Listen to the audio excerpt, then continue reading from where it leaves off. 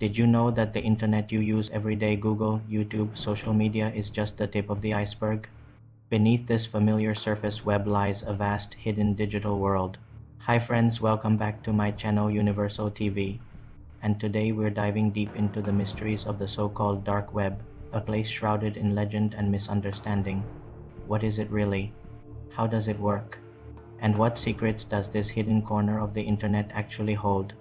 Stick around as we separate fact from fiction and shed some light on the internet's most misunderstood realm. First, let's clear up some confusion.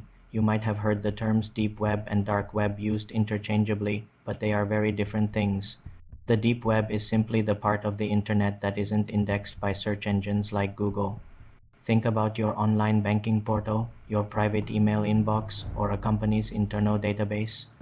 You can't just search for these pages, you need a specific login or a direct link. This makes up about 90% of the entire internet, and it's mostly boring, administrative stuff. It's private, not sinister. The dark web, however, is a small, intentionally hidden part of the deep web.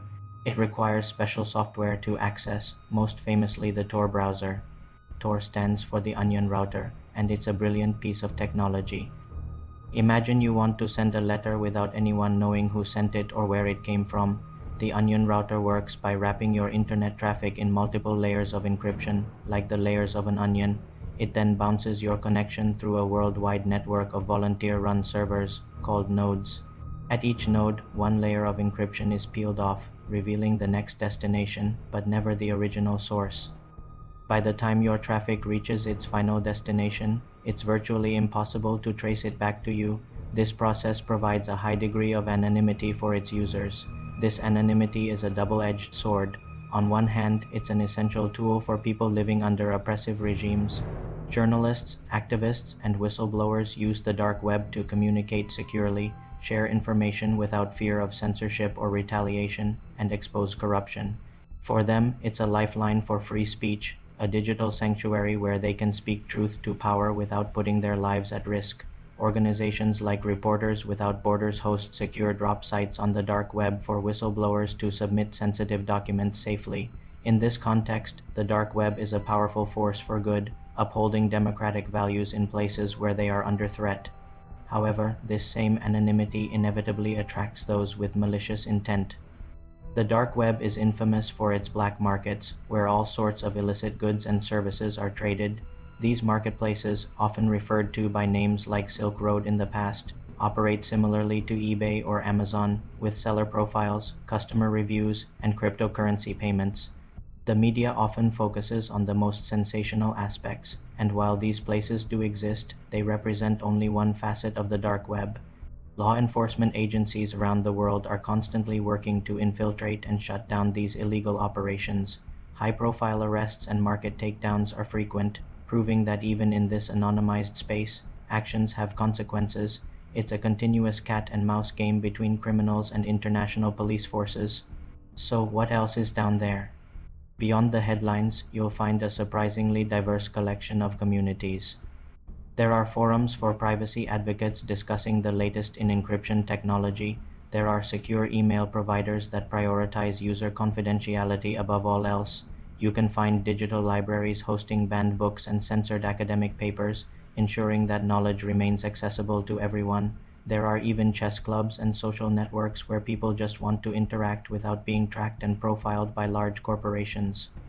It's a space for people who are deeply skeptical of the modern, commercialized internet and who seek a more private, decentralized alternative. These communities challenge the stereotype that the dark web is only for criminals. But how do you even navigate this place? Websites on the dark web don't use typical addresses like doublequotes.com or org. Instead, they use a special domain called onion. These addresses are a complicated, randomized string of letters and numbers, followed by onion.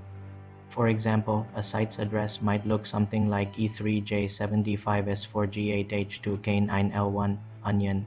You can't just guess these addresses or find them on Google. You typically need to be given the link directly, often through forums or directories that are themselves hard to find. This system is designed to protect the identity and location of the website's host, adding another layer of security and privacy. Navigation isn't straightforward. It's more like exploring a hidden city with an unmarked map. It's crucial to talk about safety. Venturing into the dark web out of sheer curiosity can be risky. Just like in the real world, not every corner is safe. The anonymous nature of the network means you don't know who you're interacting with. Scams are rampant, and clicking on the wrong link could expose your computer to malware. It's not a place for casual browsing. Security experts always advise using extreme caution, like running the Tor browser within a virtual machine to isolate it from your main operating system. This prevents any potential malware from infecting your personal files. It's a reminder that true digital security requires knowledge and precaution. The very existence of the dark web raises important philosophical questions about privacy, freedom, and control in the digital age. In a world where our data is constantly being collected, analyzed, and sold, is total anonymity a fundamental human right or a dangerous tool? Governments and corporations argue for more surveillance to prevent crime, while privacy advocates argue that a world without private spaces is a world ripe for authoritarian control. The dark web sits at the very center of this debate. It's a technological manifestation of our society's struggle to balance security with liberty. There are no easy answers here, and the future of the internet may depend on how we choose to resolve this tension. So, to wrap it all up, the dark web is far more complex than its sinister reputation suggests. It isn't just a digital underworld, it's a powerful technology of anonymization that serves both heroes and villains. It's a sanctuary for the oppressed, a marketplace for the illicit, a meeting ground for privacy purists, and a digital frontier full of hidden communities. Understanding the dark web means looking past the scary headlines and seeing the full picture, a reflection of the best and worst of human desires, all hidden just beneath the surface of the internet we thought we knew. It's a stark reminder that technology is always just a tool, and its impact for good or for ill depends entirely on the hands that wield it. Thank you so much for joining me on this deep dive today. I hope this has demystified the topic a bit for you. If you found this exploration interesting, please give this video a thumbs up and hit that subscribe button for more content that uncovers the hidden side of our world. Stay curious, stay safe, and I'll see you in the next video.